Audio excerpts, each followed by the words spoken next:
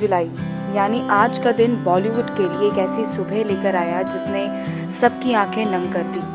बॉलीवुड के दिग्गज कलाकार दिलीप साहब हमेशा हमेशा के लिए इस संसार को अलविदा कह गए, लेकिन जाते जाते अपने पीछे वो खूबसूरत यादें और पल छोड़ गए जिसे भुला पाना हम सबके लिए मुश्किल है। दिलीप कुमार साहब को जिंदगी में वो सब कुछ मिला, दौलत, शोहरत, प्यार, लेकिन उनकी एक ख्वाहिश हमेशा हमेशा के लिए अधूरी रह गई। दिलीप साहब अपनी पुश्तैनी हवेली को म्यूजियम बनता देखना चाहते थे।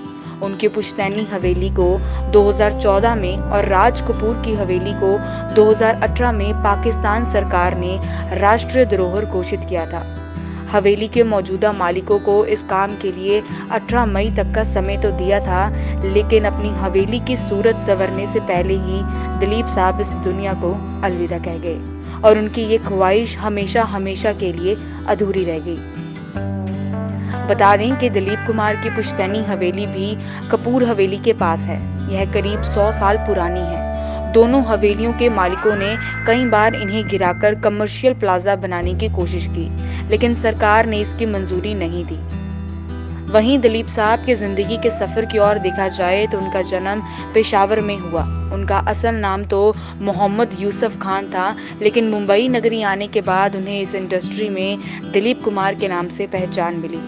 लेकिन इस पहचान से पहले उन्होंने कई मुश्किलें भी देखी।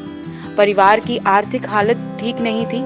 हालात तो ऐसे थे कि एक दिन का गुजारा भी मुश्किल से होता था। इस बीच दिलीप कुमार पुणे चले आए और यहाँ उन्होंने महज 36 रुपए में एक कैंटीन में काम किया, जो कि ब्रिटिश आर्मी कैंटीन थी।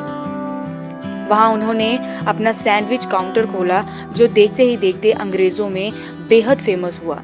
लेकिन ये काम भी बंद हो गया। वो इसीलिए क्योंकि कैंटीन में एक प्रोग्राम हुआ जिसमें भारत की आज़ादी की लड़ाई का समर्थन करते हुए उन्होंने आज़ादी का नारा लगाया, जिसके कारण उन्हें गिरफ्तार भी कर लिया गया और उनका काम बंद भी हो गया। जिसके बाद वह वापस मुंबई आ गए।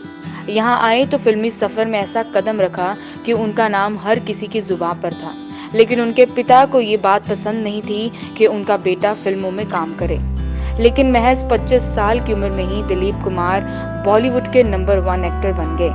वह ना सिर्फ अपने फिल्मी करियर बल्कि अपनी पर्सनल लाइफ को लेकर भी चर्चा में रहे।